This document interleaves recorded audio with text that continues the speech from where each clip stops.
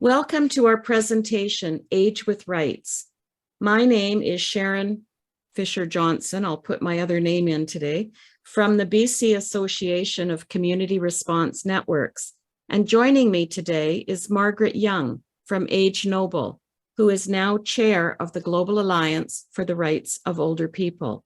And we will be your hosts today. In upholding our vision and mission, we individually and collectively acknowledge the unceded territories of all First Nations. We respect and acknowledge First Nations, Métis, and Inuit for their many contributions to the richness of our communities.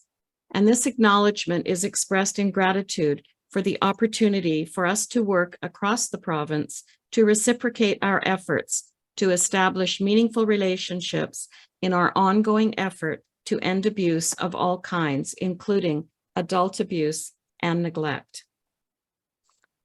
I recognize many of you coming to us from all over the province of BC, where your work is in direct contact with both local service providers and vulnerable adults in local communities. This is such important work as we take action to create awareness and prevention of adult abuse, neglect, and self-neglect, all so we can address these issues through a coordinated community response. However, local action is never enough on its own.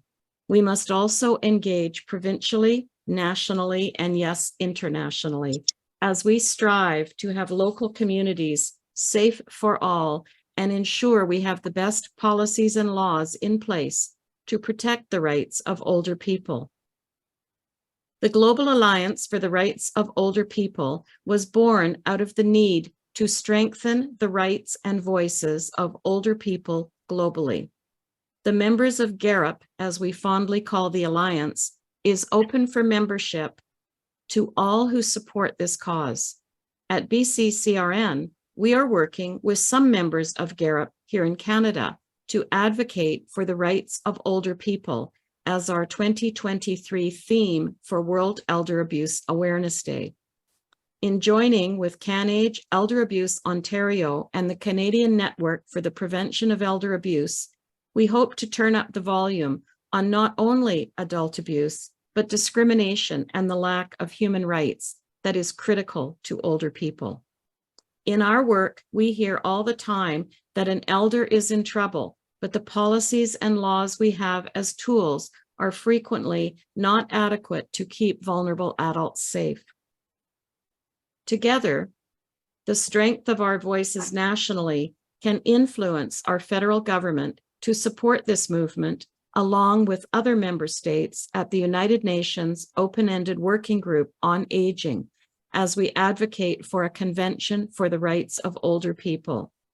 This week, many organizations around the globe are hosting events like this to acknowledge the global rally, Age with Rights, to amplify the voices of older activists and other advocates to strengthen the call for a new UN convention. These rallies are important as we build new partnerships, allies, and continue to develop cross-collaboration. I note several familiar faces here today that work both nationally and internationally, and many of us do both, I know myself included. Today, we have 3 speakers who will share stories where vulnerable adults are not afforded their human rights. That'll be followed by Margaret doing a closing for us. Several diverse themes will be covered. Despite the Declaration of Human Rights being over 75 years old, older people are still not part of the conversation, and typically not even mentioned in UN instruments in any meaningful way, and frequently not at all. Other conventions cover issues for some populations, but they leave gaps as that population ages. Apparently, it takes going through a pandemic and witnessing the violation of human rights impacting older people to bring this issue into our conversations, particularly as we contemplate our own aging in these times of climate disaster, pandemics, inflation, healthcare challenges, and much more. We understand that now is the time to act. We invited each of our speakers to share stories of situations where human rights have not been protected and therefore highlight gaps in our system. And our first speaker today is Grace Hahn. And Grace is the trainer and supervisor of peer support service at Jewish Seniors Alliance. Grace has been committed to changing the lives of seniors for the past 20 years. Her advocacy work and vigilance with older adults is known throughout the community. Several years ago, I'm just going to see if Grace can share her slides. Yep, okay. Several years ago, Grace was on the board of the YWCA and helped set up a training program focused on elder abuse. Grace has set up and supported various senior peer counseling training courses within the Lower Mainland, as well as facilitated courses for new immigrant seniors at Immigrant Senior Services Society. Grace served on the board of SPC BC as president and currently is past president. Outside of work and to relax, Grace loves spending time in the outdoors with her family, whether walking in the forest or kayaking up the inlets. Skiing slowed down a bit, I can relate to this, but she can still be spotted attempting to go down mountains at a slower pace. Cycling continues to be fun and relaxing. And Grace, please, the floor is yours. Thank you so much, Sharon. I just want to say many thanks to Margaret Young and to you, Sharon, for inviting me to be a participant today. I also would like to thank Jewish Seniors Alliance, and I am so pleased to be working with you. We have many members from there. We also have our volunteers joining us today, and without you, it would be much more difficult for seniors. A big thank you also to Michael Lee. I know you're in the house and I know how much you care about seniors and senior issues. I would like to get started now with our slideshow, and I would like to say thank you to Miguel Mendes for helping me put this together. Thank you so much, Miguel. Let's look at the date for a moment. It is February 27th, 2023. No, it's not 1923. It is 2023. It is in Vancouver, Canada, a country of great resources and one of the world's best cities to live in. It has stunning natural beauty. It has great cultural diversity and inclusivity. It has a thriving food scene, vibrant arts and culture, and a very, very active lifestyle. But is something missing? What could be wrong? Yes, that is the big question of today. What could be wrong? Let's move forward here and let's find out. This is one of the reasons why we are here today with a global rally, and we are fighting aging with rights because of the invisibility and the loss of dignity of our most vulnerable population. This woman in the photo is not the real person of my story, which I'm about to tell, but I ask again, does this happen? Let's look for a moment at the picture. Let's take a moment to ponder this picture.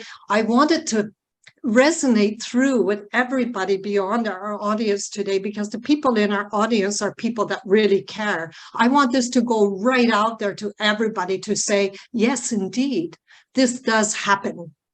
Rodents scampering. And now I will tell a story. It was 2 years ago when I received a phone call from a woman of great stature, great dignity.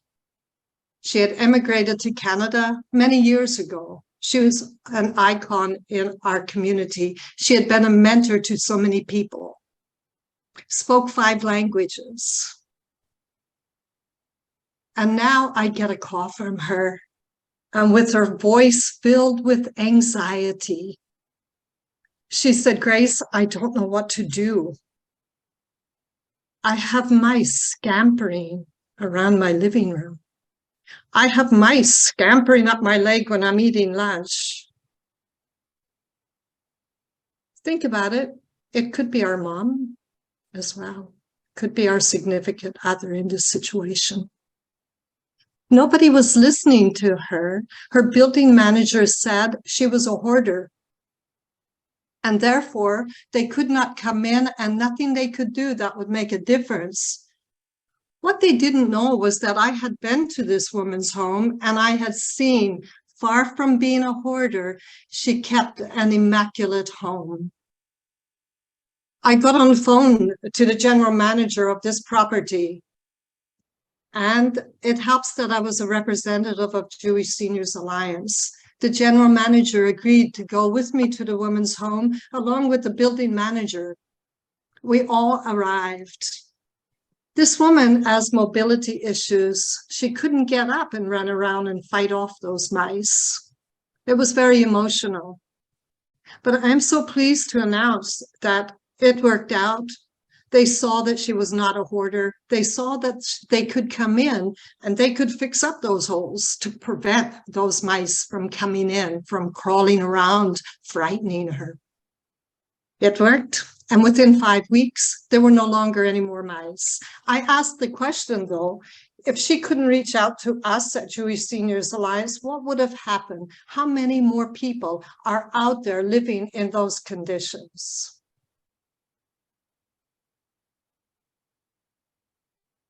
Another story. We know that depends can be very beneficial. However, when they become a reason because there's no time to escort somebody to the bathroom, that's when it becomes a loss of dignity, and it should never happen. This woman called me during COVID. She was just 70 years old. She had been a senior that we had been supporting for some time. And she is blind. She goes to dialysis 4 days a week. She called me and said, Grace, I am so humiliated. I'm in a wheelchair. I'm at a care facility, and I cannot get up to go to the bathroom, and my calls aren't being answered. She had to call 911 to get them to come in.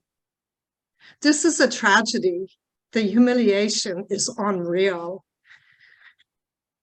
And I still can't believe it's happening in our great city of Vancouver, referring back to that very first slide. I had a call last week from an 80-year-old woman who's in our audience today, and I want to thank you for sharing your story with me. She went into the hospital. She lived a very distinguished life as well. She has pulmonary hypertension, with chances of blood clots in her lungs. She was at the hospital. Her breathing was very poor. The staff were very, very busy. And once again, I want to say it's not the staff's fault. It's the lack of staff. She was screaming, please, I need my oxygen. I can't breathe. I can't breathe. I can only imagine how difficult that must have been for her. She also knew that if she didn't get out of bed and exercise, she was at a risk of a stroke because of the blood clots. Again, how terrifying to know that any moment I may not be here because there was no time, there was no staff. Thank you, Miguel. Does this happen? This is a representation, and just imagine this little box is full of medications and antipsychotic medications. We know that during COVID, there was an increase of maybe 7 to 10% of antipsychotic medications. 22% of the people that were given those antipsychotics were not diagnosed with psychosis. We all remember the days of when people with dementia had bed sheets around them and they were physically restrained in their wheelchair. That was ruled illegal. However, right now, the antipsychotic medications are the emotional bedsheet restraints. Over time, people are unable to connect with their loved ones because they are gradually fading away. not because of dementia, but because of the antipsychotic medications. Can we have those contrasts in our great city of Vancouver? We see luxurious condominiums, and we see rodents crawling up through the drain here, waiting to terrorize yet another senior. Can we continue to let this happen? No. Did COVID impact the elderly? It impacted in so many ways. We talked about the antipsychotics. We talked about the indignity by not being able to go to the washroom. We talked about the rodents coming up through, people not listening, the invisibility. What are the feelings associated here? Once again, this could have been my dad, could be your brother, could be your loved one, your significant other. What are those feelings? We talk about the indignity. We talk about humiliation, degradation, dishonor, injustice, inequality, discrimination, vulnerability, uncertainty, shame, regret, disgrace, embarrassment, imbalance, subordination, and dependency. Can we do better? With a resounding yes, all together with our voices, I say, yes, yes, we can. How? Just going to leave this slide here for a moment because we say, yes, it's going to cost lots of money, but I couldn't help but be shocked when I saw on a news reel just this week about $6,000 a night that our politicians spent in Europe at a hotel suite per person. Now, I know some of them justified. However, I would like to say having a view of the river is great, but many of our seniors have become so invisible. They also have invisibility and looking on the outside. And believe you me, they're not seeing any rivers. They're not seeing any views at all. Thank you, Miguel. We need to ensure that senior rights are human rights. And we need to make it happen. We need to see it happen now as the clock is ticking. We are at midnight almost. We cannot afford to see that hand go over the 12, to go into another day, to go into another week, to go into another month, and to go into another year. It needs to happen. And I know that all of us within this room today, with our voices all together, we can make it happen. We need to ensure the rights to all people, dignity, respect, to be free of emotional, physical abuse, to communicate and complain regarding treatment, care, or services, to privacy, to participate in activities and to feel connected, because that is the primal need of all of us, to feel connected with others. And now here we go today to age with rights, because right now, many, many people are aging without rights. I want us and together to say the OUT word comes out, and we're going to say with the hashtag Age with Rights at this global rally. I want to thank everybody for all of your voices, for giving me the privilege to be able to express what I see, what I have heard. So many thanks to everybody today for being here. Thank you.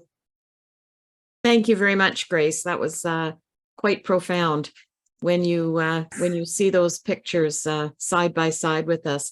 And I'm now going to ask Michael Lee to give us a few words. He's dropped into the meeting in the middle of his busy schedule. He works closely with the group that Grace is from in South Vancouver and others, and I think the BCCRN also.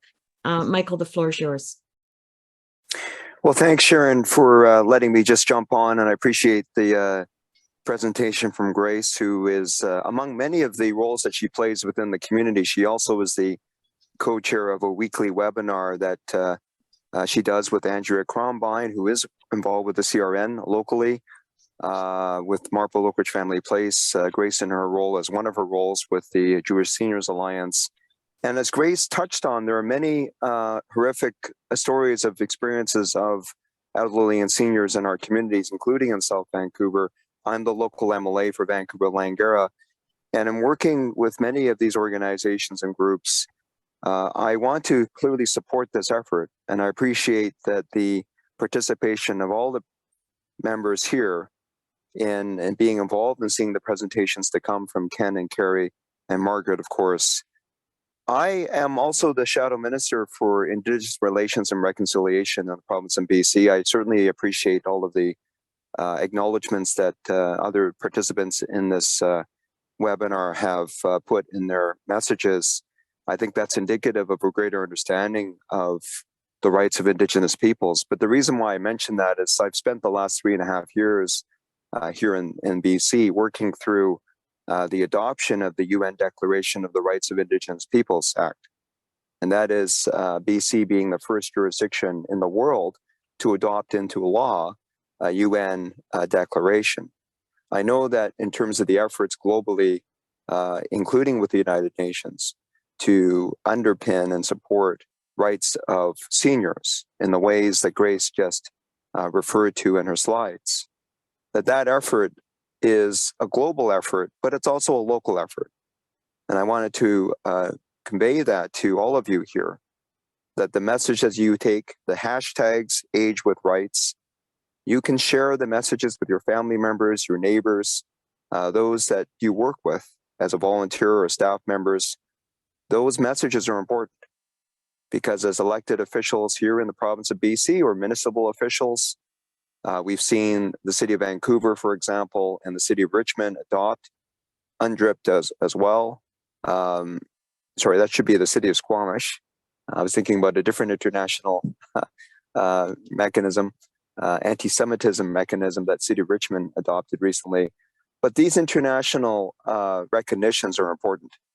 And I know that in working through the, in the case of UNDRIP, the many articles that deal with human rights for Indigenous peoples, that in many similar ways, the rights of seniors to healthcare, to access, to be treated with respect and dignity, to have their still independence is supported in the ways that should be the case, including in housing to access to housing, are important.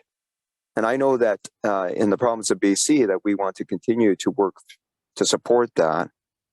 And these international recognitions, if you can't get local governments, whether it's federal, provincial, or municipal, to move in the right direction, these international declarations and mechanisms of human rights do matter.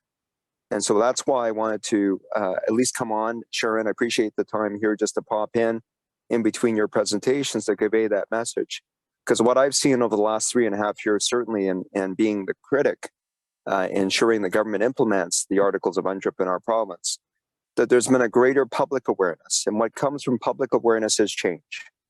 And I know that when Grace talks about the urgency with the clock ticking down, I know that she's felt that with many others of us through the pandemic. It has shined a light, as many say, on the challenges as to how seniors and elderlies are not supported in our communities and how they need to be better supported, whether it's through home care, through the kind of mechanisms, through the legal systems, through tenant rights for isolated seniors who are dealing with bad housing conditions, for example, on fixed incomes. We know the challenges, and I think that the pandemic has only pointed that out more. I appreciate that your presentations will speak more to that.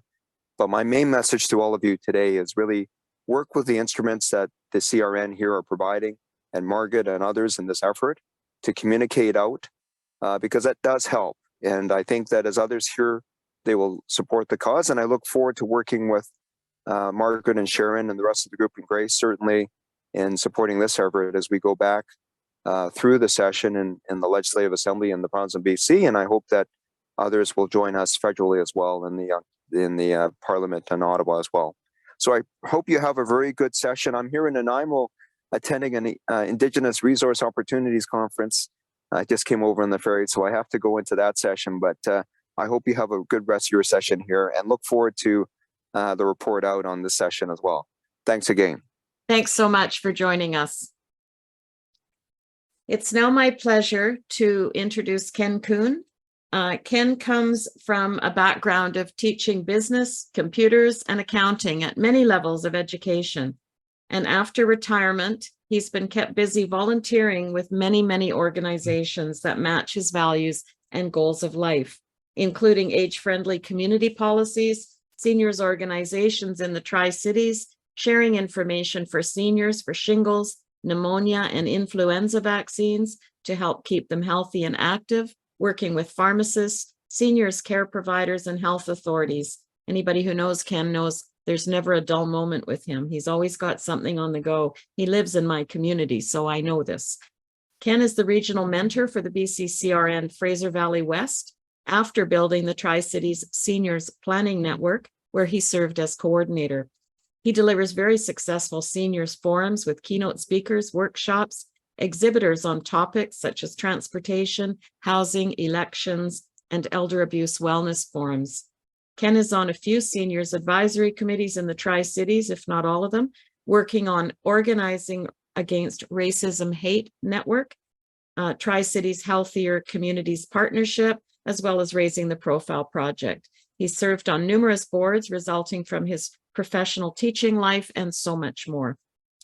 Throughout his numerous connectors with these organizations, Ken has received several awards and recognition for his service and dedication. Ken, the floor is yours. Thank you very much, Sharon. Quite the introduction. So, and to follow Grace and Michael will be a challenge. But yes, we're all here to share our information about the rights of older adults. So let me set the stage. Talking about many seniors in Canada. Many seniors are living on the basic Canada pension and old age security, and many are not receiving the maximum because of their reduced years of working, and that is especially women. Many older adults are in rental housing where rents continue to rise. And we all know the grocery prices have risen sharply over the last year or so. Utilities, insurance, gasoline prices have all risen.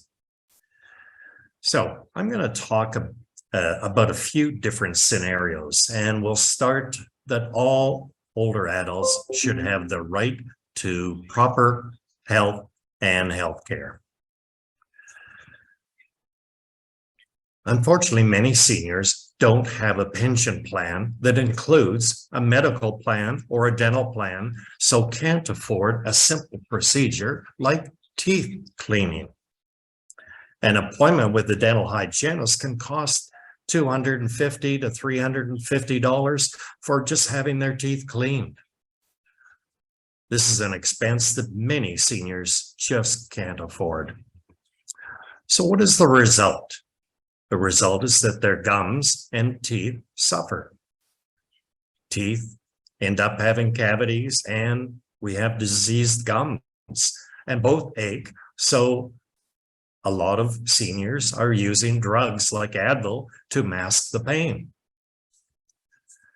And what else happens? They don't enjoy eating, and they lose weight. And rather than caring for their teeth and any cavities, they have their teeth pulled. And sometimes that's just 1 or 2 teeth, but eventually it can end up with all of them being pulled. And so then they have dentures or false teeth. And then I haven't had that experience, but evidently the food tastes different because of the acrylic and porcelain dentures. These seniors with dentures are eating less because of their less appealing food taste. They lose weight and their face and jawline changes. So now the dentures don't even fit properly. So that now they have sore gums and more aggravation and more painkillers to get rid of that. One of the other results, they don't enjoy talking with their poorly fitting dentures, so become isolated and lonely. And because of these diseased gums and often bad odor from their teeth and gums, they stop socializing and become even more isolated. So after talking with some dental hygienist friends, I find out that the dental care, even in long-term care situations, is generally very poor. The clients can't brush their teeth properly. Again, some of them have dementia or, mobility problems. And the staff certainly don't take time or even have the time allotted to do it. So what happens? Their teeth deteriorate and they don't even enjoy eating or talking. Their gums, teeth, and mouth smell, so they feel uncomfortable being social. So that's a concern. If your teeth are not good, your gums are not good, this affects your whole general health. Your health deteriorates. You're not getting the food in to use for the energy, and that's just not fair for older adults. So sometimes we as older adults, we go in and visit the physician when we can get in for an appointment. And you might have a physician that says, oh, you're okay. It's just your age, what do you expect at your age? Well, it might have been a hockey injury that I had. There's a lot of seniors play old timers hockey, and, that's just one example, but, it might have just been an injury that way. Or maybe they were doing something at the gym and they fell and, something happened. But to have a physician or someone basically say, well, what do you expect at your age?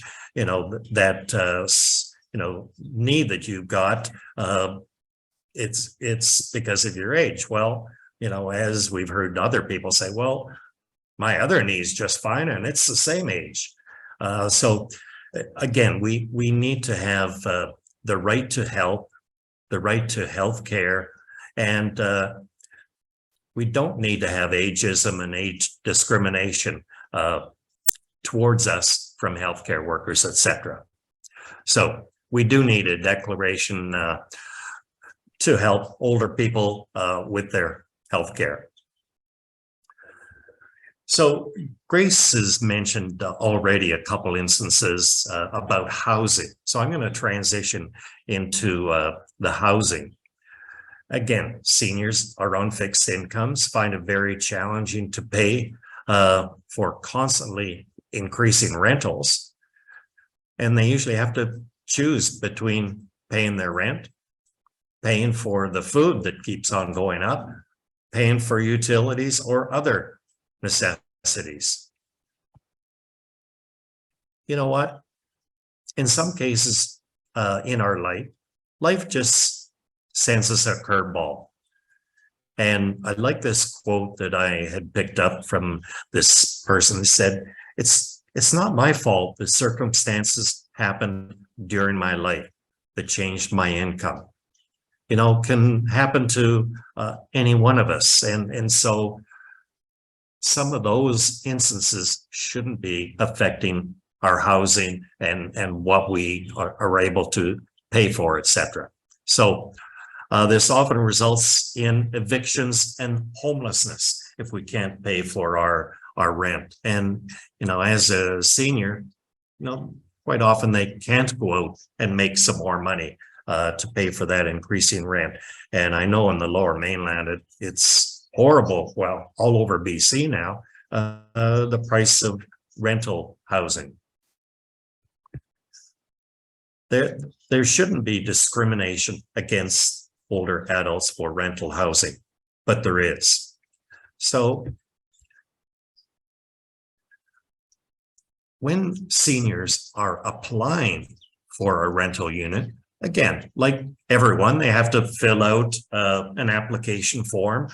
And if there is an age bracket or place to put your age, they are almost always excluded from a callback from the building manager. Building managers and owners say they just don't want to deal with ambulances coming to their apartment blocks regularly. And that's an ageism discrimination. Quite often, seniors are written off. If seniors complain about something that needs to be fixed, that tap that is leaking, that toilet that needs that isn't flushing properly, that stove element not working, they're just labeled as complainers.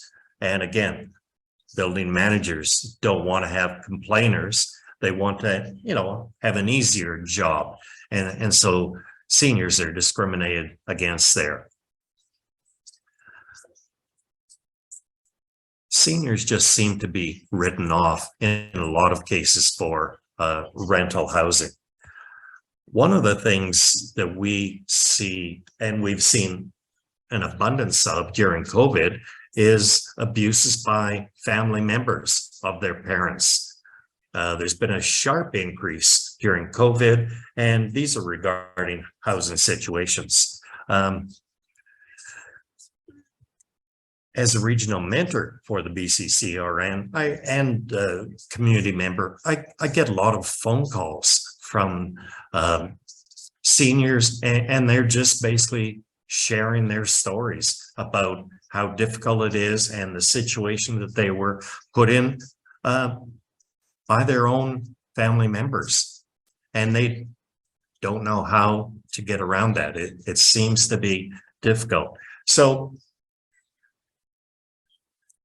this one time, this mother moved in with her daughter and gave the daughter $50,000 towards the mortgage. She was living downstairs, and the daughter and husband were upstairs.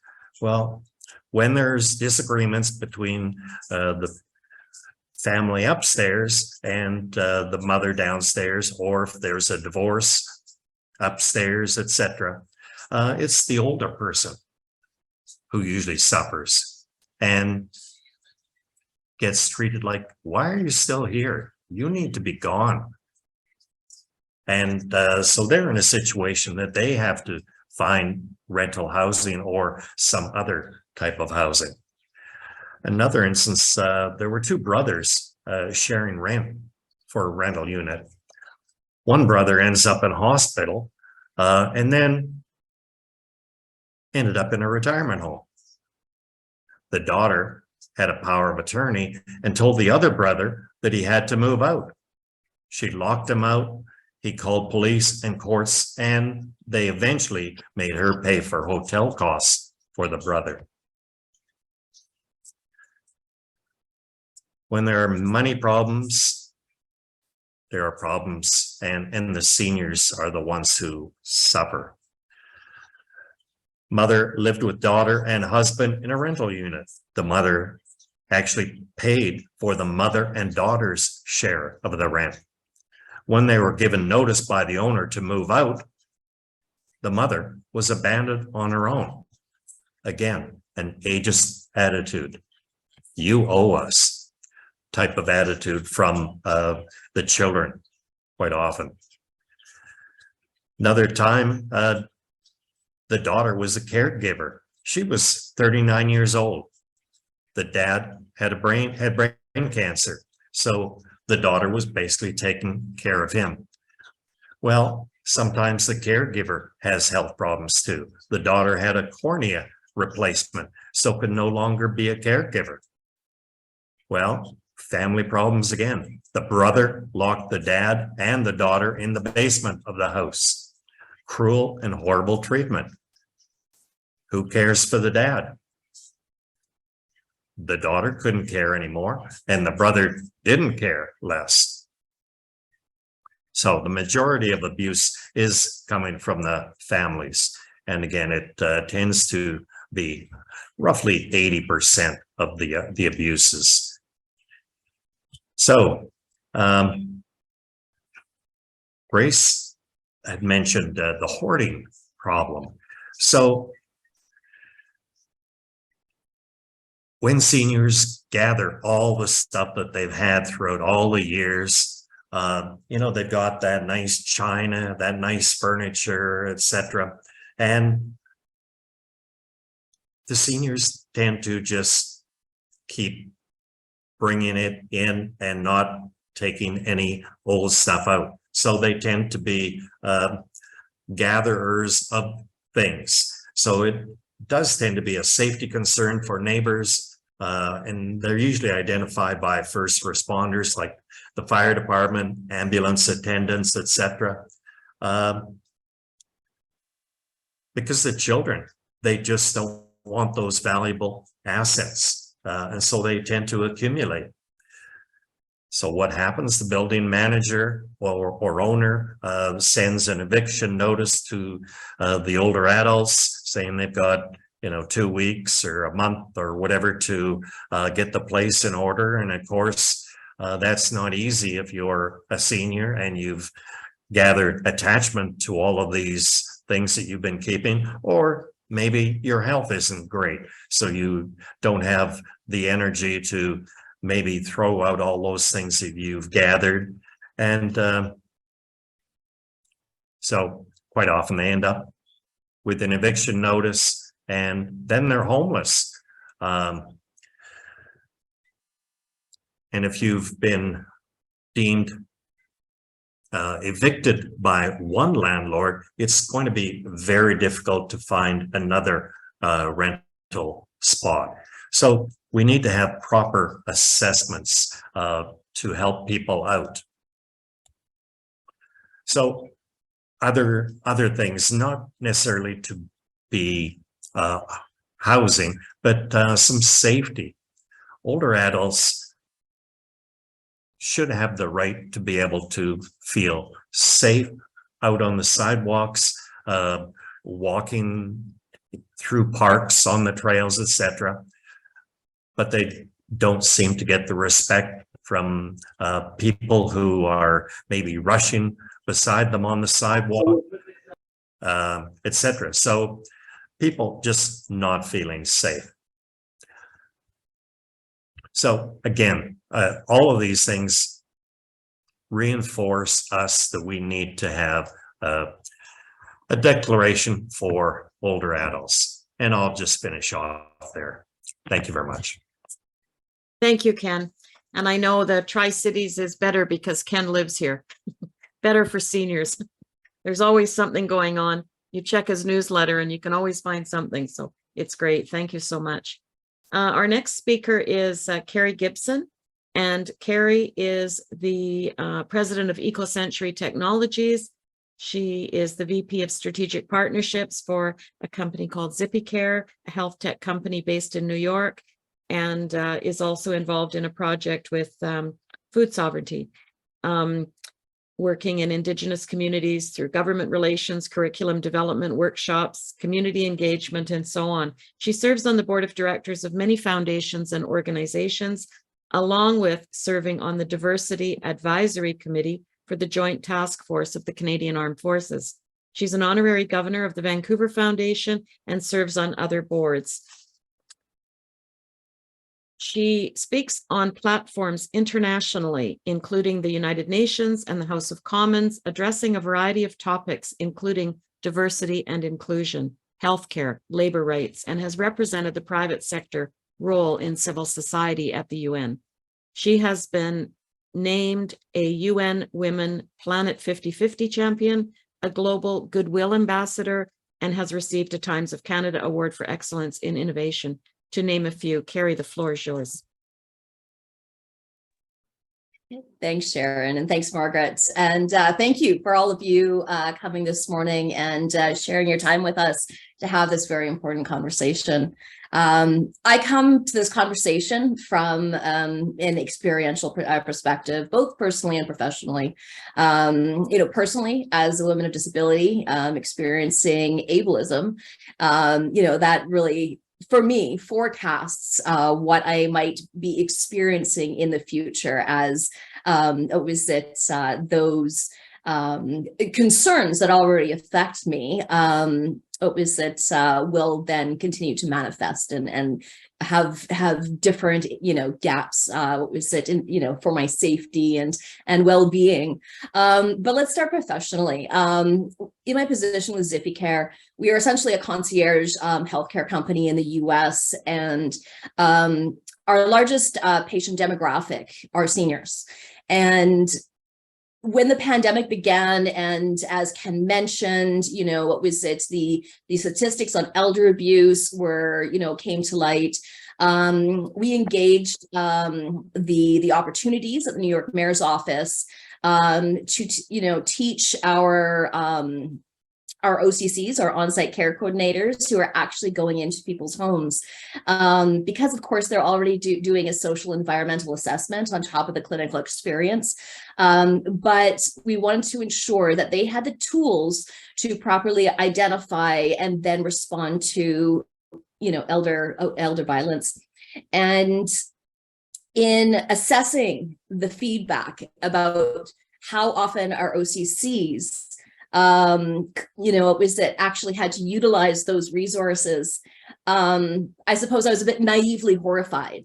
We had seen the statistics, we know better ourselves, but at the same time, the rate of use was far too high for anyone's comfort. And that whole right to safety, to healthcare, and with having access to advocacy is super important. And that comes back to needing that overarching convention that enables the agencies that we work with to structure their policy and processes in order to defend their patients' rights. But I want to take you back to 1997. That was the year that not only I had just graduated university, I also became a paraplegic. And my first job, once I had recovered, as much as I was going to, I began to work as an art therapist at a seniors home. And that was both the most wonderful job of my life as well as the most horrifying. This was a care facility that I would have never wanted to be in myself, nor any of my loved ones. I was working as an art therapist in the locked unit with dementia care patients. And the paraplegia was actually an asset because I was seen as non-threatening by people who experience high anxiety. And so they were able to bond to me and connect to me in a way that some of the other staff members were not able to, or perhaps didn't make the effort to. And there was this gentleman, Bruce, and I want to tell you about Bruce. He was one of my favorites. He was a war vet. He was a ski coach. He ended up holding a very high position in the Ministry of Forestry. And he was just this giant of a man.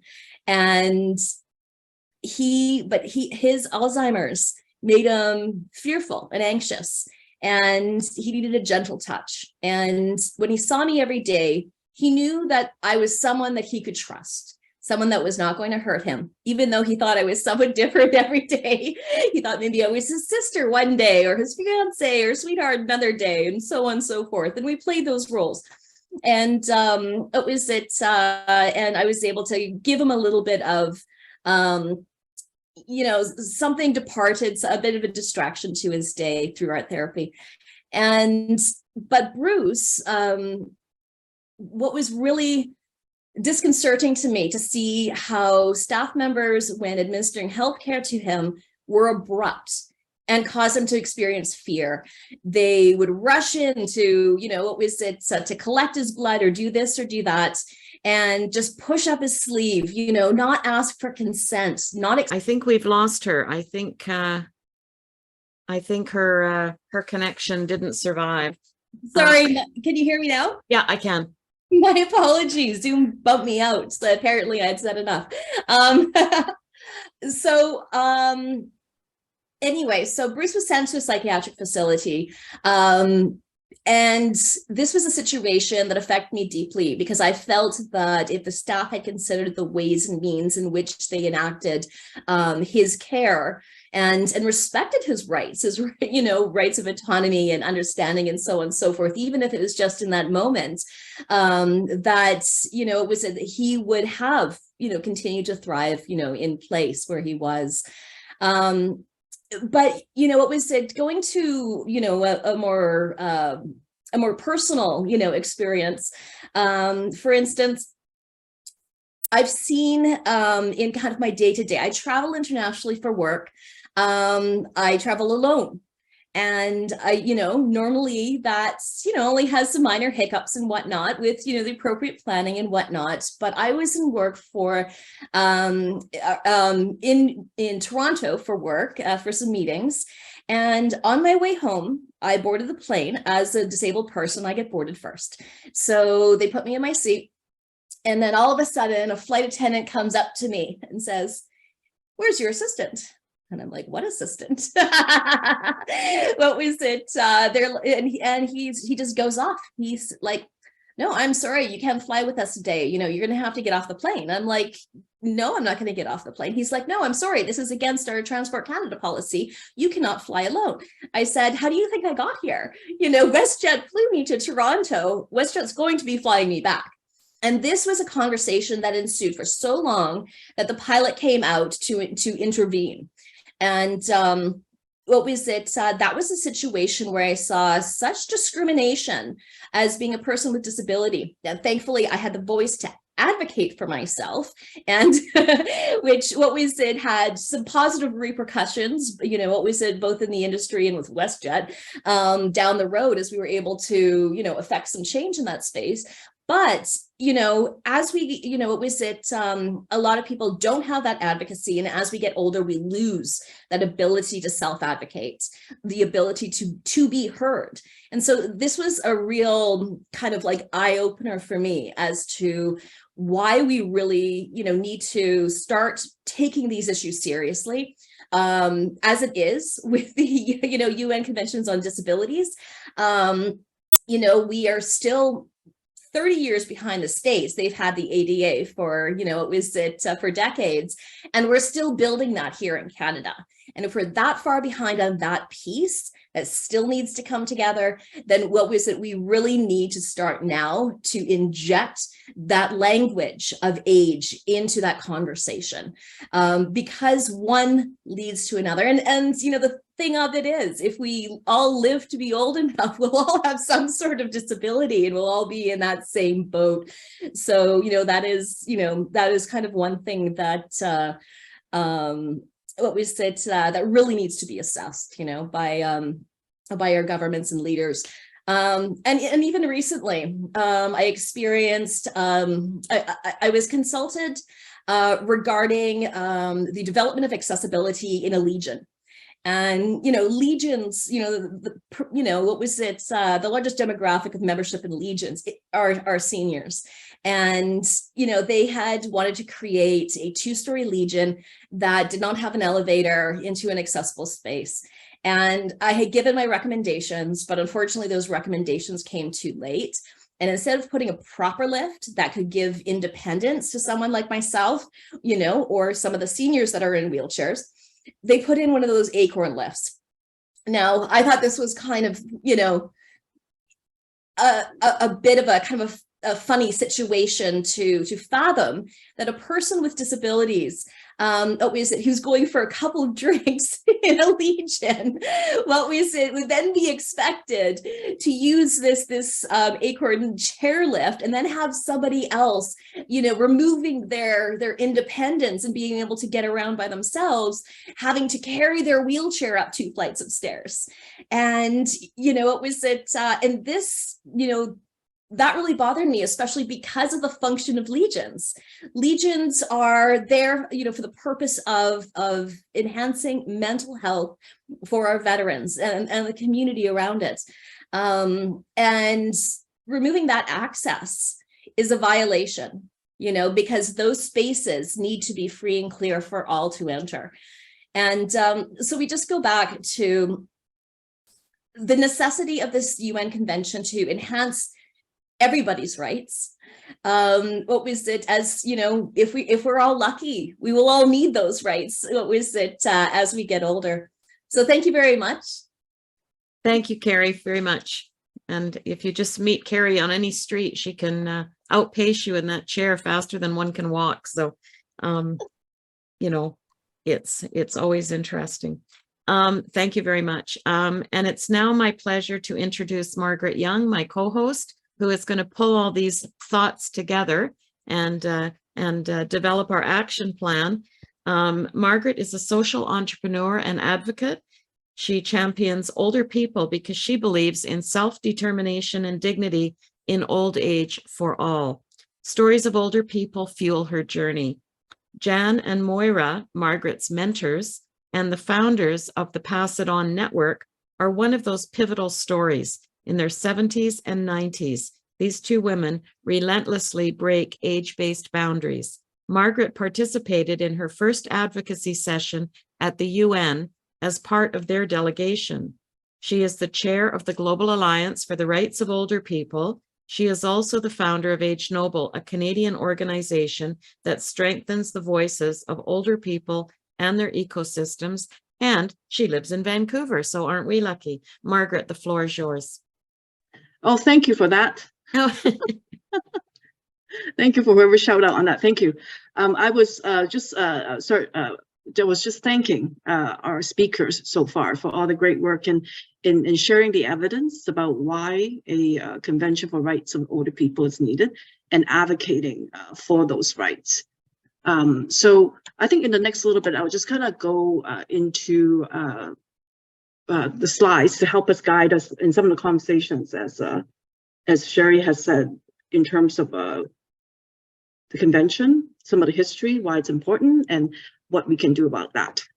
So I think if we take a moment, I think as Grace, Ken, and Carrie were sharing their stories, I think for all of us, we have stories in our mind that comes to us about the inequities, about why there's not stronger human rights protection. Those images. So first one is really an atrocity. Like 3 years ago, long-term care, the army have to come in, and we had a chance to read those reports. It really made us cry. So we need rights protection for minimum standards. The next emerging issue that we hear a lot about, given inflation, the economy, is really about homelessness. And sadly, we have more and more seniors becoming homeless. And this is a headline news in an article in the Toronto News just this past October. But however, when we think about aging, it's also not only about our vulnerabilities, but our potential. So this is actually Gail from Calgary. She's always like traveled throughout her life. And she said, well, why don't I learn how to fly an airplane? So at age 91, she actually, as you can see, learned and fly an airplane. And the reason, aside from her interest that she wants to be able to fly, she said, I really want to inspire other seniors to know that there are no boundaries and that we can do whatever we wish to. A lot of times, when we think about, be it health-related, social, or human development issues, we think naturally around the circle that's in blue.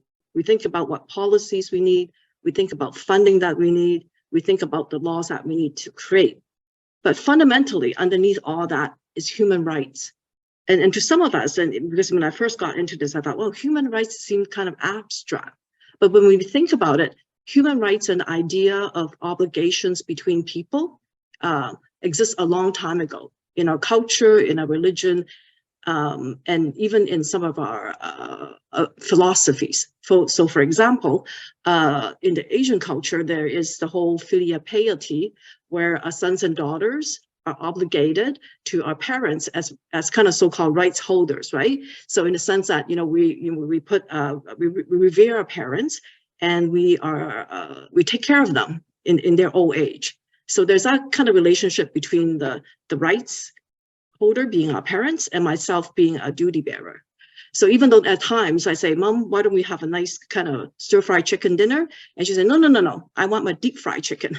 So it's really her imposing her right through that filial piety thought process to let me know what's important to her.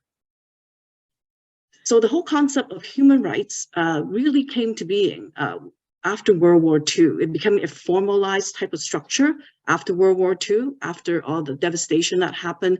The various member states met at the UN and said, we need some fundamental principles about how we support, treat, and protect each other as part of humanity. So that was kind of the beginning. Then, as we start to, in various countries during that time, to build up our economies again, to strengthen and rebuild the houses and rise from the rubbles, then came what's called the covenants. And these are really like civil, political, cultural rights. And covenants, along with the word convention, means that it's actually formal treaties between countries. That countries, once they adopt these covenants or conventions and go back home and say ratify it within the Senate or their assemblies, whatever the legislature structure is, once it's ratified, then it becomes law within that country. So that's why when you hear like Grace, Ken, and Carrie, and Michael say, well, we need to hear more voices and we need to have these standards formally embedded within our system to support older people, this is what it means. Because once something becomes a convention and it's binding on the country, countries actually have to report on them at the Human Rights Council. So meaning that, for example, we have what we see next, a convention on the right of a child. So there's a periodic review process. Canada is part of it that we need to then report on. Okay, what have we been doing to support the participation, provision, and development of our children, right? So convention is important in that sense. Then secondly, the reason why I pulled this up for us to look at is to kind of get a sense of the journey of how another convention come into being. So when we look at the rights of a child, it really started back in 1924, just after World War I. And at that point, the founder of Save the Children, that we know about the charity today, the founder back then saw the atrocities and how children were, without nutrition, they were not protected after World War I.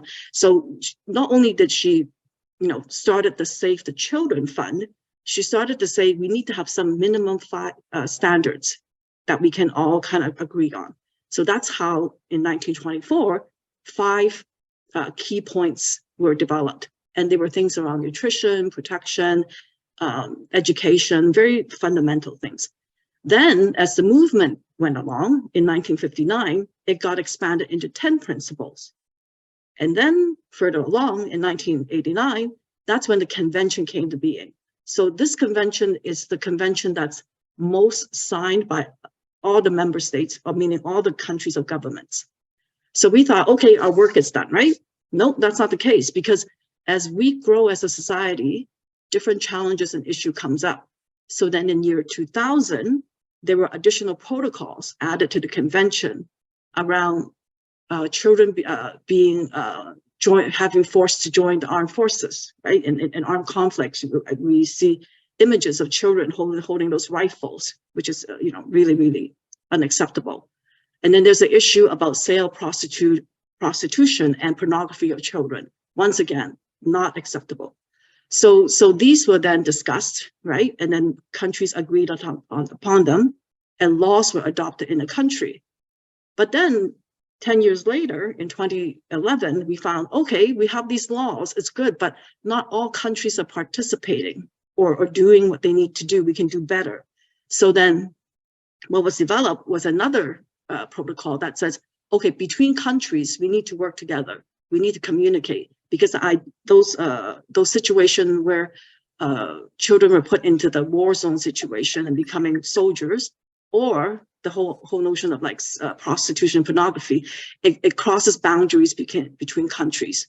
So that's why the protocol came into being.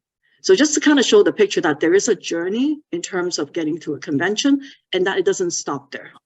But then to get the convention is the starting point. Okay, so now my PowerPoint is stuck again. I'm really having a bit of too much fun with this here. So maybe instead of going to the PowerPoint, I would just share the points. How's that? I think this probably be a good point. Oh, sorry. Someone was saying something, a suggestion? No, but you could bring up your slides and just leave them in before you make it a slideshow, and show each slide individually. Oh, maybe we think that might work? Yeah. I Okay, think so. we can try that. Okay. Let me see if I can move the mouse. I think the problem was I couldn't move the mouse. Okay, so I think I can do it this way. Is it working? Can we see a smaller version? Okay, perfect. Thank you for the suggestion, Sharon. So was someone else going to make a comment, or did I miss something?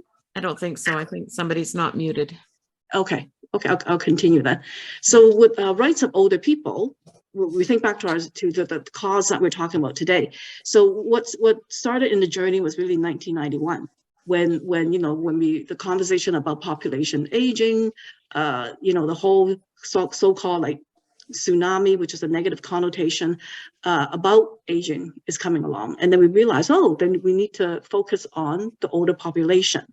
So a declaration of like 10 principles were adopted, and then it's really things around independence, participation, care, self-fulfillment, and dignity. So then along the way, 2 regions, one in Inter-America, which means North, Central, and South America, this particular region, as well as the African region, those 2 regions started to develop their own convention, binding conventions within those regions about rights of older people. So that's really great news. But when we look more closely, we see that not a lot of countries within those regions have actually, while they said, okay, we'll adopt it, they haven't gone back to their countries to actually make it into law.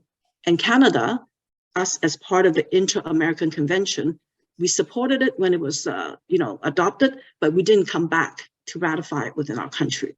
So that's quite significant to what Michael said, that both, at all levels of government, voices need to be heard about the importance of older people and the rights for a convention. So, so then we said, well, how come with 2 regions putting it on the table, we still haven't gotten a convention, and what's happening there? So in the last 2 years, because of COVID, right, the catalyst of COVID, there is a stronger push at United Nations by advocates and by certain United Nations departments. So with the Human Rights Council at the United Nations, there were like some studies and reports done. And then they have identified at least 8 things or more. And I'm just going to show a couple of slides that show the 8 things that is recognized to not to have protection gaps, meaning that we don't have it in law today to protect our older people. So first one is front and center, age discrimination and ageism. So none of the instruments today, internationally, regionally, recognize this and the need to eliminate ageism and age discrimination. Second one, the right to adequate standard of living, which is primarily a lot of discussion around housing, which was talked about today, right? Independence and autonomy. So once again, it was talked about today. A lot of this is also about transportation accessibility and accessibility of the living environment. Legal capacity, once again, highlighted spot on today about dementia and the rights around that. Oops. It's good. You got it. Oh. Yeah. And then the next one is about long-term care, palliative care. Emergency situation is really about humanitarian situation. The 7th one about digital and technology, we can all relate to that. And the last one, it's a really big one, and it's around data. So a lot of there's not enough data about older people. Any data that exists today is lumped into as a group, be it 60 plus, 55 plus, whatever it might be. And worse than that is that, it doesn't recognize the different socioeconomic or cultural diversity of older people within the data. So what we need is a UN convention, and it's simply for 4 key reasons. One, the minimum standards and guidelines that we talked about before, protect from discrimination, ensure full enjoyment of human rights, meaning it's not only about vulnerability and protection, it's about Gail who wants to fly that airplane, right? And really to support the longevity narrative, because we know that we're living longer and longer as a human race. So this convention is not only for us as older people today, but it's for our children, grandchildren, nieces and nephews who would live much longer lives, where they would need to go through what aging is all about. So we have lots of evidence, right? Mountains and mountains of evidence. So why is it still not progressing as quickly? So at the end of the day, how a convention gets approved, adopted, or brought back to the country as law, it's really up to the governments. So at the UN, where this discussion is happening in 2 different forums, 193 governments are involved. So you can imagine, you know, some might agree, some might say, I'll think about it, and some say no. So there's a lot of discussion that needs to happen. But I think what Michael said today about, while it's happening globally, let's do something locally about it is very important. Because in Canada, it's the same, right? So we have some minister who might be thinking, yeah, this is a good thing. But then there might be others who's not quite sure because there's other priorities. So at the end of the day, is unless we speak up, like our activists today, the 3 wonderful persons who helped us, you know, share the stories, we're not going to get that convention. So some key things that we can do first is incorporate a human rights lens into our advocacy, which I talked about, policy and program work. So what that means is having older people be part of that, and insisting that older people be part of developing policy and program, because it's their right to be there to participate. Second, reach out to a human rights institution. And the reason why I say that is that in the world of human rights, you and I and NGOs and other organizations are really the watchdog of when something does not happen well or happen fairly or correctly. So the human rights institution is supposed to protect us in terms of our human rights. So when we need to reach out to them to work together, and a good case in point is that the BC Human Rights Commission, through the racism, hate messages and acts that happen in the past while, actually worked with the community to come together to do a focus of working groups on the topic of racism. So what we want is the same for us in terms of the needs of older people, ageism, age discrimination, and the lack of human rights. The third thing is governments, right? Talking to our city councilors, talking to MLAs like Michael, talking to our federal ministers, whatever, so that we can get the message out that older people want the rights, or we want our rights, and we want that convention. Number 4, participate in global and local campaigns. And I'll just stop here and pause and take us a bit quickly through some of the campaigning that's happening. So the Global Alliance for the Rights of Older People is actually 400 organizations worldwide that focus on rights of older people and working toward the convention. So this global rally, and thank you so much for participating today. Like the global rally, this is a second event that we're hosting at the Global Alliance. It's a 1-week event. Today, the 27th, is a kickoff. So you're helping us to kick off the rally globally. So thank you so much for that. In 2022, as you see in that small map, there are dots all over the place, including Canada, where things are happening.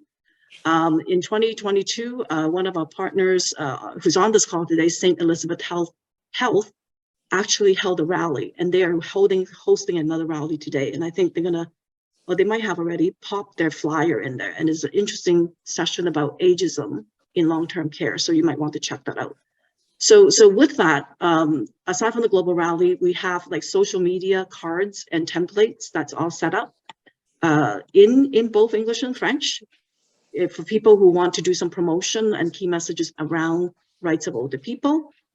And I think one piece, that's very easy to do and actionable individually is to do a 2-minute video. So within our campaign, we have a video program. And as you see here, these are videos of individuals from all over the world, from Canada, India, Philippines, Korea, USA, Australia, Nigeria, who just did a simple, very much to the heart video saying why, like what's happening with human rights for older people for themselves or for those who they work with. And then to say, based on that, this is really not acceptable, or we want our longevity and we want that convention. And I'll just do a quick highlight with the bubble that you see, meeting with the Zimbabwe president. That is Beatrice Schultz in Zimbabwe. She made a 1.5-minute video, really heartfelt. It was circulated amongst her community and her country. And it caught such attention that she actually got the meeting one-on-one with the president. And they talked about issues about seniors in her country and about the convention. So something that's really actionable. And then if we can send you more information on how to participate, because we do promote these videos as part of our work at GARAP, and they do get the attention of the UN bodies.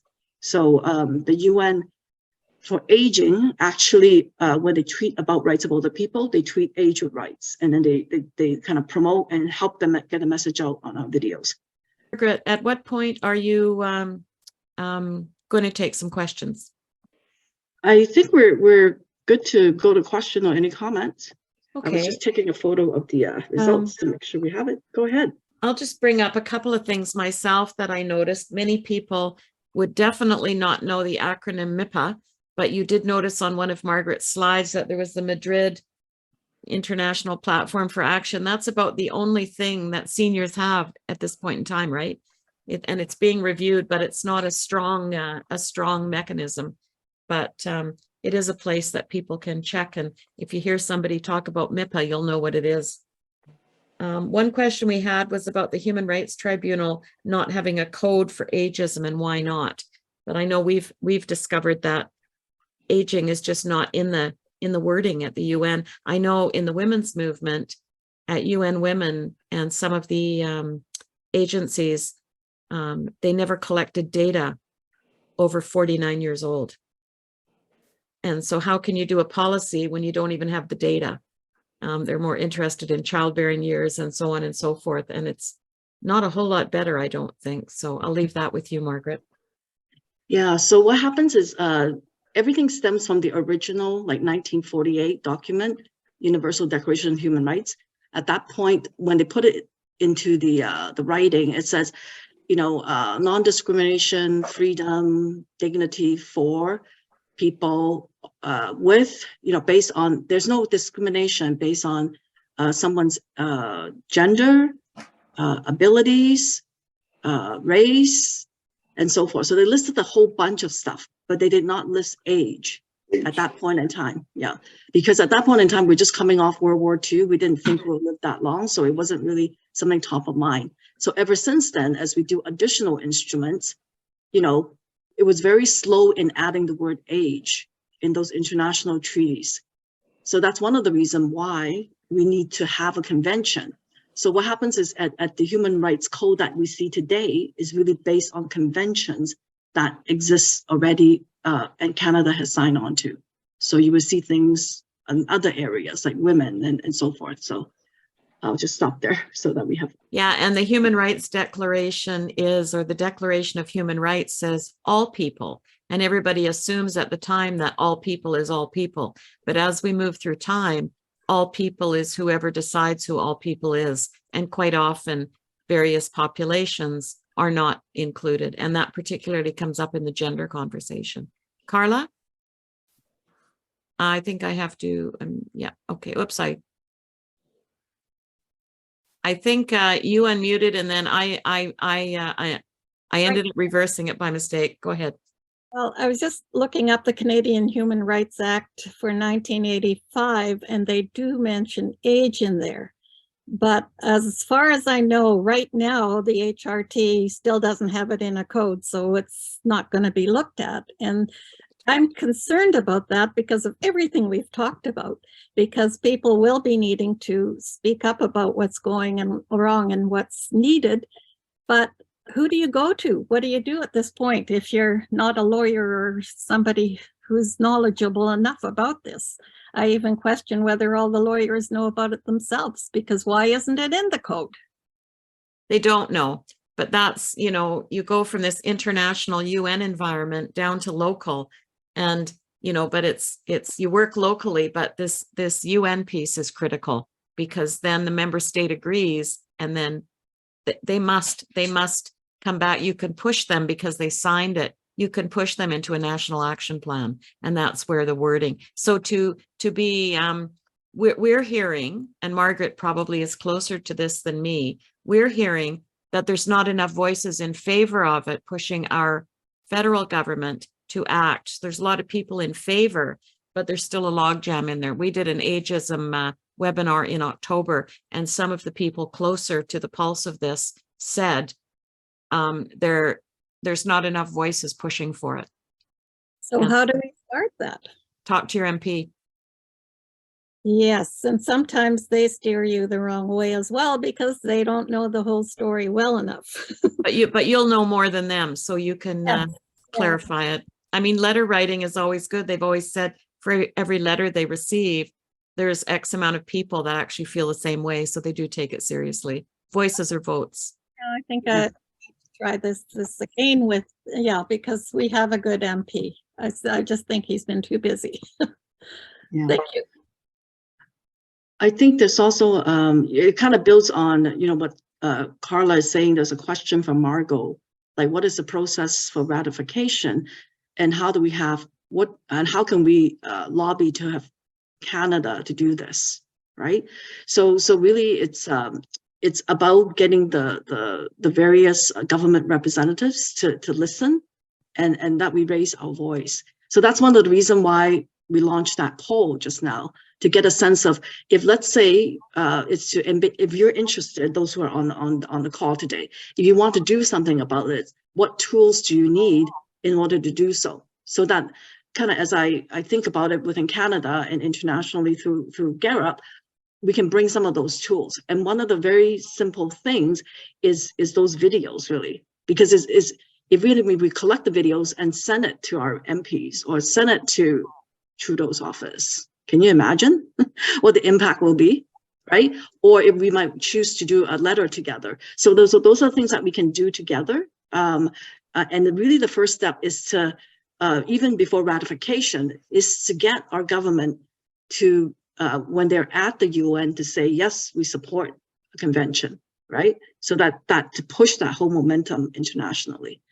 I think there are a couple of hands up, Sharon. Larry?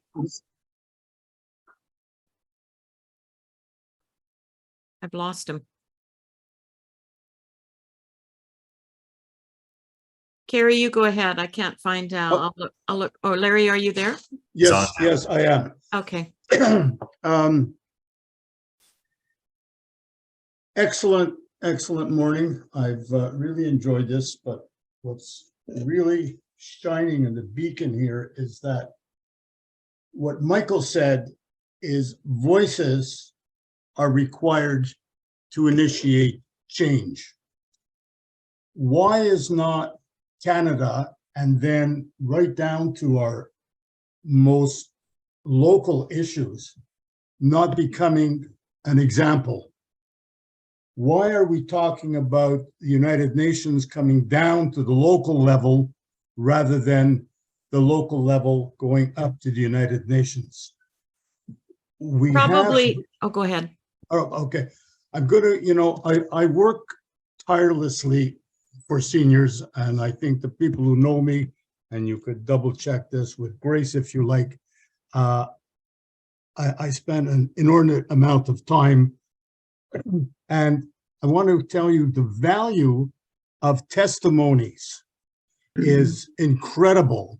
But if we could take these testimonies and address them and solve these issues one at a time and create policy from there, we have it all. And the power of the vote, and we have elections coming up, thank God, in this country often enough that we could represent more than one plank in the platform of these politicians, and everything should start at a local level. I have one client that in the peer counseling that I've been working with for 7 years, and he told me one story, and it's an ugly image that addresses so many of these issues that's always on my mind, about somebody he dropped in to visit who was kind to him, excuse me, when he first came to the country. His parents the children of these two parents put these people, it was in Winnipeg, into a senior's residence. I don't know what you want to call it. And he described it as a barracks where they were lined up like soldiers are. And both the husband and the wife were in there and separated by probably 200 or 300 feet and hardly ever saw each other. And this was from a not a poor family. They had the money, they had the resources, and basically these people were abandoned. Now, these were not people from the street. These were not disadvantaged people. These are people who just were ignored by their children. I've heard a few testimonies like that here. And this is what drives me every hour of every day. Testimonies are important. But yeah, I think you'll find that the people on this call are all fairly well versed in this issue, and certainly come across these situations frequently and work hard to sort of change the status quo. Your mention about Canada versus the UN, Yes. It's important for all countries to ratify that convention, and Canada can be a leader in bringing people in other member states. I know I get involved at the UN on a different agenda. It's for women and girls, but it's working together for wording and on documents and agreed conclusions. And what they do when they get stuck on something is they divide the member states up into groups. So Canada will work with five other countries to try and recommend wording, and someone else will take something else, and that's how they work. And so while you're right about Canada doing something, but a convention is a UN convention that all member states agree to. So that's the push for the Global Alliance. Margaret, do you have something to say about that? Yeah, so you know, what Larry said about being local testimony, I totally agree, because the testimonies will help us highlight why human rights of older people are important to our governments at all levels, right? So we need to do that. That's number one. And then once we do that, then Canada will have that strong voice. Right now, Canada is at the international level, like at these forums, is saying, we don't oppose, but we're not ready to step into support. Other countries, Slovenia, Portugal, Brazil, they're there saying, okay, we start writing now, we're ready. So we need Canada to step up, not only for us here in Canada, but also at the international scene, so that we can actually get that convention. Yeah. Because at the end of the day, we have issues here in Canada. We also, like, I talk to a lot of different countries, and the stories that I hear in some of these other developing countries where laws and rules are even, they're quite basic, and older people suffer even more, like horrible stories. Like I cry when I listen to those stories, when I talk with the actual folks on the ground who help, as much as I cry here, but it's really something that we're doing for us and the international community for all older people. Sorry, I think that Carrie still have her hand up. Yeah, and I know we're over time, so please don't feel obliged to stay on. We'll do Carrie and then Vladimir, and we can sort of end the formal part if you like, but you're welcome to stay on for a few minutes if you've got some questions. Carrie? I'll make it quick. So basically, I love to talk about action, how to. I love the idea about collecting materials in order to illustrate, you know, storytelling is incredibly powerful narrative, right? But was it being able for, you know, is it a multitude of affected persons to be able to tell their stories in a meaningful way, in a concise way? But then what was it? You basically collate those and, you know, hijack your favorite MP and get him to get you an audience with the Western Caucus. That's the pathway that I have found most effective to get that discussion going at the federal level. Is my favorite is Randy Sarai. He's, you know, what we said, if you call up Randy Sarai and ask him for an audience with the Western, you know, with the Western Caucus, you know, he'll get you on there, no problem. It's just a matter of putting those materials together in a way that will be profound enough to resonate with that group of people. Thank you. And Vladimir, you had a comment to make? Yes, I think, I'm not sure it's already done, but to get more data on senior citizen conditions, family doctor should be involved. And if something, they should contact senior citizen center or anywhere else and report if they see any, they can feel it, because patients always, when they start complaining about their health, part of it, where it's coming from. So this could be part of it, so we know more and we can just get those stories and send them where supposed to be sent. Thank you. Yeah. Vladimir, so thank you, Vladimir. You bring up a very good point that we need to get people who work with our seniors onto this, right? So that a great example today is Carrie, who is actually from the private sector, not an NGO. And because of the work that she does, she speaks up. So to Vladimir's point, like we need to get like doctors and others speaking up. About the stories that Carrie was mentioning, I really encourage us to look at those videos because it is very powerful when you do. We have a very simple kind of step structure. People, when they do the videos, they incorporate the words, "I want to age with my rights." It's an international rally cry. We have representatives from governments who are on board, including that within their speech at the UN Human Rights Commissioner. So it's really that increasing in the voice and the consistency on a message so that our government in Canada at all levels say, when we hear about older people, it's not only programs and policy, but fundamentally that there's a human right issue and we need to protect and support their human rights. Because when the human rights is there, all the other pieces, remember the circle, evolves around that. So. Thank you. And I don't see any more hands, so I think we can probably close, but thank you so much for joining the conversation. We do find a lot of our work seems to be in silos with various organizations, and this is an issue that everybody has to come together on, which is why we decided to do this webinar today in a more open format so that everybody could see who else was concerned. And there's always power in numbers for sure. So but we still can come. Yes. I mean, I know it breaks my heart when I see images in Ukraine with the older people trying to evacuate and they can't even move across the rubble. So they have to go back and stay where they were, you could just go on and on. I know Margaret and I were we've got another one of these webinars in a few weeks under a different umbrella, but I know Margaret hasn't done a lot of work on the ground. And we were listening to a lady from Kenya who was talking about how the young people are, the father passes away and they sort of encourage the mother not to live much longer so that they can deal with inheritances. And it's just heartbreaking when you hear these stories. So ours is a bit of a first world problem, but it's still a problem nevertheless. But it's severe no matter where you are with your individual circumstances. So thank you so much to all the presenters today. You did a great job. And I look forward to meeting and seeing all of you again. And Margaret, thank you so much. It's been a lovely partnership from morning till night for a few weeks here. And good luck on the rest of the global rally. And I'm so glad on behalf of BCCRN that we were able to kick it off this way on Monday, February 27th.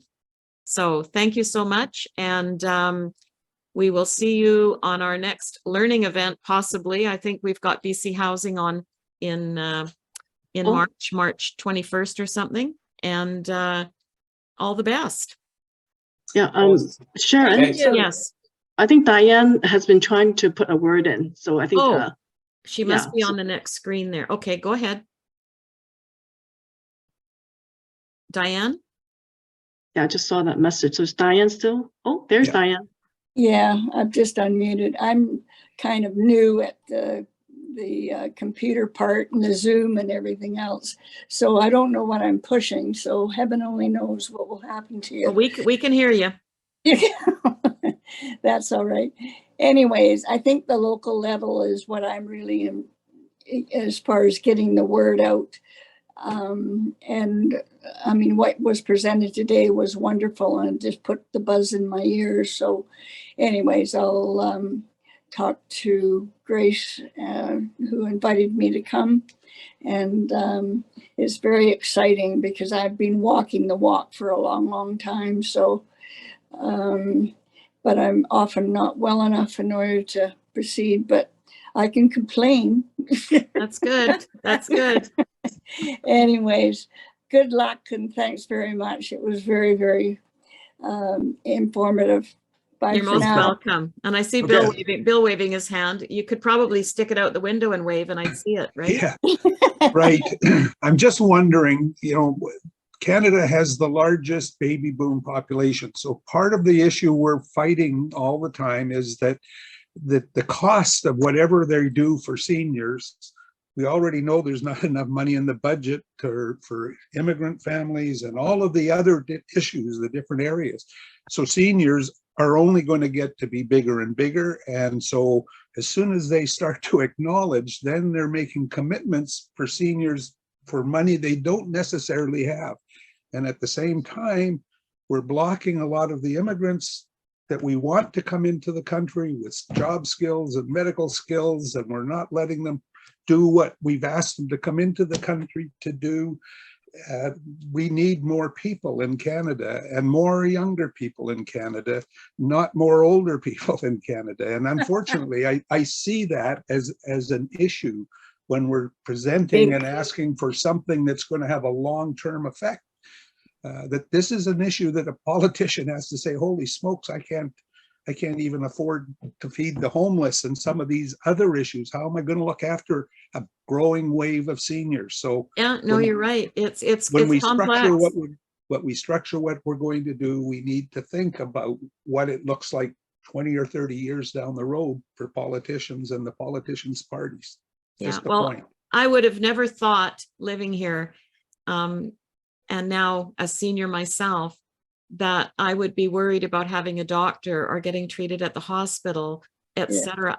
It was just never in my vocabulary. But now you see the baby boomer population is now pushing into this age group, and the glut of that population changes everything on the way through. So it's going to get worse before it gets better. So doing nothing isn't an option. So that's if enough people are talking about it, at least some options may come to us that are viable. Who knows? But I hear what you're saying. There's so many issues right now that it's like the perfect storm.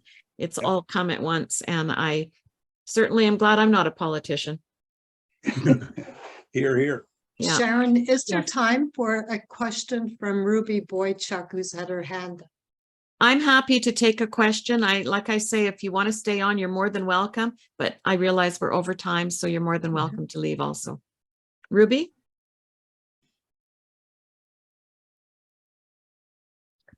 Can you hear me? Yes. Yes. Yes. Yes. One question to you personally. Are you a registered nurse? Are you talking to me? Yes. Oh, heck no. I'm an accountant. Oh, okay. No, Furthest thing from it that I trained with a lady that was a Sharon Fisher. So that's why the question. So, Oh, but okay, it's a no, pleasure no. to meet you. Keep up the great work. All Thank the you. numbers count. Thank you. Thanks. Larry, you've still got your hand up. Is that an old hand or a new hand? No, it's a new hand, and Okay. thank you. I just want to make a quick point to Diane Curl. Diane, you mentioned that you're good at complaining. You're not complaining, you're testifying. Okay, and I want to stop that whole word complaining. You are telling us how it is. And what we need more of, I suppose, are whistleblowers from inside these institutions, because so many residents are afraid to say anything because they're going to pay the price. So, Yeah, especially when you're having to go in and out of hospital and all There you these go. other issues, and you get there and it's quite disgusting, to be quite honest. okay, so these are not complaints, they're testimonies. We need them. Thank you. Good Thank you comment. very much. Good You make comment. me feel better. Good. Yeah. Okay, if do you see any other hands up, Margaret? I don't, but anyone else? Just one last call in case we missed something. I'm scrolling the screen. I don't Okay. seem to see any others. Good. Okay. I think Ken Levitt was trying to speak for quite a while. Could you please sorry. recognize him? Ken, unmute yourself. I think that without some kind of collective voice by older adults to get things moving, everything will go at a snail's pace. And the Declaration of United Nations, if it ever happens, are really hollow words unless people subscribe to it. But my recommendation is that we concentrate on British Columbia and do it with a more collective voice. And be an example. Bravo. Okay, I love that collective voice. Let's lead the way. Thank you so much, Ken. And Rita, In there. I see you've got unmuted now. I noticed on the short survey that we saw that was a fairly low percentage on knowledge. I think that many of the older adults that we ourselves are, or the ones that we see in our daily life or in our work, they are not aware that they have the same human rights as maybe somebody who is 25. And I think that's where education come in. They don't know what ageism is. And that is mainly because of their age, because an older person was sort of put aside when they were no longer productive in the economy. So they did not learn, they have less awareness. And I think that should be probably one of the beginnings, if you want to call it a mission or whatever, to inform people that they have rights. They have a right to voice their concern, or like Diane said, to complain. It's voicing their concerns and demand the rights that we do have. That's all I wanted to say. Thank you. And we've just finished developing a presentation on ageism that we can offer in community too. So yeah, it's people have always grown up with the idea that the government or their family is going to take care of them. Yeah. And it's just not the reality. No. And we are at Garrett and myself at Knowble looking at, what type of knowledge, to your point, Rita, would be helpful. Like, we don't want to make it all complicated, but some, foundational information on why rights matter and how we can speak up on it. Okay. Oh, Vladimir, one more for you, and then we'll close. Yeah. Okay. Thank you. I just follow everything. And regarding knowledge, a couple of weeks ago, I was part of conversation between young kids, I mean teenagers, and old one like myself, and we share our life stories. And I think this one, it will be really nice, so young generation will know what we're going through, and at least they will know if they won't fight now, they will end up in our situation later. Yes, and that's something at the UN they've made clear, that we're not groups of population. There's not a group for young people, a group for this. Everybody is going to be old eventually. It's just a matter of time. So what did Francis say, Margaret, on that webinar? Poking fun at ageism is against yourself. Yeah, and discrimination against your own self. Discrimination against your own self, and that can't happen. So and interconnection, it will be real nice as well. And Intergenerational Day is June 1st. Yes. I know the CRNs, we always encourage intergenerational projects for that very reason. They learn.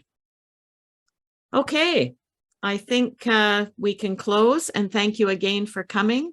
Thank you to our presenters, and we'll see you soon on the advocacy trail. I hope to see your voices and faces somewhere. Thank you, Sharon. Thank you. Thank you. Thanks.